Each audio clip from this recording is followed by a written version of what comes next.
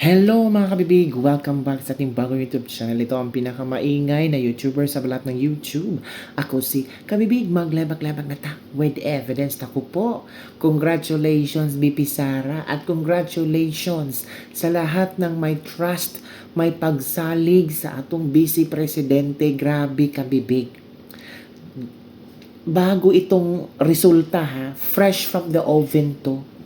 Ayon sa WR Numero Research, survey to ha, 54% of Filipinos disagreed or strongly disagreed with the House of Representatives decision to impeach Vice President Sara Duterte. 54% ha. Sobra sa half na mga Filipino ang hindi sang-ayon na ipa-impeach si BP Sara. While 42% considered the evidence cited in the impeachment complaints weak or insufficient. Tingnan nyo. Sabi ko sa inyo eh. According to June 2026 WR National Poll, I told you, Philippine Public Opinion Monitors issues 10 conducted by WR Numero Research, the polling subsidiary of WR Advisory Group. Yun na nga. 54% ayaw sa impeachment ni BP Sara. Disagree, strongly disagreed na sa impeachment ni BP Sara. At 42% ang nagsasabi na ang mga ebidensya na ipresinta ng House of Representatives ng prosecution ay weak or insufficient. Yan ha. Yan ang reaksyon, yan ang pananaw ng maraming Pilipino. Di ba nakakahiya? Nakakahiya naman sa House of Representatives. Nakakahiya naman yan. 54% ang hindi gusto na impeach si BP Sara at 42% they considered yung mga ebidensya yung insufficient at weak. Hala ka. Ang sakit naman. Diba? 27% considered the evidence strong, while 31% ang nagsabi that they don't know enough about the issue to make an assessment. Hala, grabe. 31% ang walang pakialam. Wala akong alam o hindi ko alam ang issue ni BP Sara. Ang alam ko lang issue flood control. Ang alam ko lang issue yung sobrang pagbaha sa lugar namin. Naku, bibigyan ko pa ba yan ng attention yung impeachment ni BP Sara? Na mas binaha kami dito. Bibigyan ko ba yan na ilang milyon ang ginastos nyo sa impeachment ni BP Sara kumpara sa pera di umano'y nagasta ni BP Sara ng 125 million kumpara sa araw-araw na gasta sa... Magkano bang araw-araw gasta ng impeachment? 125 million? Wow, di ba? The nationwide survey was conducted on June 9 to 16 through the face-to-face interviews with a nationally representatives of 1,432 Filipino adults. Ito pala yung tanong kabibig. Ito yung tanong sa natin. Nitong Mayo, naging desisyon ng Kamara or House of Representatives na i-impeach si BP Sara Duterte. Sang-ayon ka ba o hindi sa naging desisyon ng Kamara? Lubos na hindi sang-ayon at hindi sang-ayon 54%. Lubos na sang-ayon at sang-ayon 31%. Hindi sigurado 13%. Hindi ko pa narinig o nabalita ng issue na ito 2%. Atin yung kabibig ha. Naku, palakpakan natin si BP Sara. 42% ang naniniwala na yung mga ebidensya ng House of Representatives is weak and insufficient. Lalo na yung impeachment trial. Napanood na ng maraming Pilipino ang mga witnesses paano na pinahiya ng depensa ang prosecution at ang witnesses. Paano nagkalutang-lutang, paano nagkabulol-bulol, paano niregla si Kapunan. O, di ba, kabibig? O, ito yung mga sample na nangyari sa impeachment ni BP Sara. Napanood nyo ba? Grabe si Attorney Ferrer, no? Grabe si Attorney, sino pa ba yung, ang daming mga legal counsel ni BP Sara nga, ang galing-galing. Panoorin nyo ang bidyong ito. In short, you will agree with me. This whole confidential funds matter, ang arkitekto at mastermind nito ay si Vice President Sara. Your Honor, please. Your Honor, please. Objection. Sustained. Counsel, Mastermind. Move to strike, Your Honor, the Your Honor, statement. May we request, Your Honor, that it remain on record? may I request you likewise Move to strike, Your Honor. I will have to strike it off, Counsel. Kindly replace it with words that are more acceptable, such as that everything was approved by and with the consent of or with the full knowledge of. It's up to you. I don't want to put words in your mouth.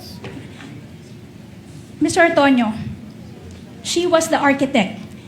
Yung confidential funds na to, Objection, Your Honor. kung paano ito i-disperse at gagamitin, i-utilize, Objection. siya ang architect ng buong ito. I will have to sustain the objection again, Counsel. Allow me. Mr. Tonyo, lahat ng nangyayari at ginawa kaugnay ng confidential fund mula sa paghingi nito sa DBM, sa paggastos, kung paano ito ginastos, paano ito niliquidate, kasabay na yung mga sagot na binigay kaugnay sa OEM, Notice of Suspension at Notice of Disallowance. Lahat ito ay alam, nasa ilalim ng supervision, pinahintulutan at inotorisa ng ikalawang Pangulo. Wait. Can Gusto mo i-say ko? can you repeat, Your Honor? Lahat ng bagay kaugnay sa confidential fund mula sa pag-request, sa pag-release, sa pag-encash, sa paggastos, sa pag-liquidate, sa pagsagot sa mga AUM, Notice of Suspension at Notice of Disallowance, ay una, nalalaman ng ikalawang Pangulo. Pangalawa, inotorisa niya base sa mga pirma niya sa iba't ibang dokumento. Pangatlo, ay nasa ilalim ng kanyang supervision bilang head of agency. Would that be an accurate statement or tell me if it's not? Based on my understanding, sir, and based on what I know, sir, yes, the Vice President knows about the confidential activities and how it is being implemented. I'll pursue it further. May ginawa ka ba na hindi alam o inauthorize ni Vice President Sara kaugnay sa confidential funds kasabay na yung pagsagot mo sa mga AUM, Notice of Suspension at Disallowance? None, Your Honor. Lahat alam niya at inauthorize niya. Yes, Your Honor. Sa pagkakaalam mo, may ginawa ba si Gina o si Colonel Lachica kaugnay ng confidential funds mula sa disbursement, mula sa withdrawal, disbursement at liquidation na hindi nalalaman o inautorisa ng ikalawang Pangulo, if you know? As to Miss Gina and Colonel Lachica, Your Honor, I would have no personal knowledge on it. Okay. Your Any Honor, final questions, Attorney May? That would be all for direct, Your Honor. Your Honor, please.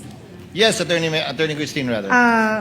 Before we release the witness and adjourn, Your Honor, there is a consensus, Your Honor, that we will ask the court, the respondent would like to ask the court to remind the prosecution, Your Honor, not to use inappropriate words, Your Honor, like scam, mastermind, nagsisinungaling. This is the third time, Your Honor, that we have heard those words, specifically the word scam. And this is a solemn proceeding. This is a court of law. This is a court of procedure and actually a court of decorum. And we are not supposed to make insinuations, accusations, or conclusions, Your Honor. So we request the court to kindly remind the prosecution. Yes, I agree with counsel. Earlier, the court made an admonition and reminder to the counsel for the panel of prosecutors, but did not strike out those statements. But subsequent similar statements made were stricken off from the record by the presiding officer. But it does seem that it's becoming a, I would rather use the word habit than pattern, for the panel of prosecutors to close their direct with such strong statements.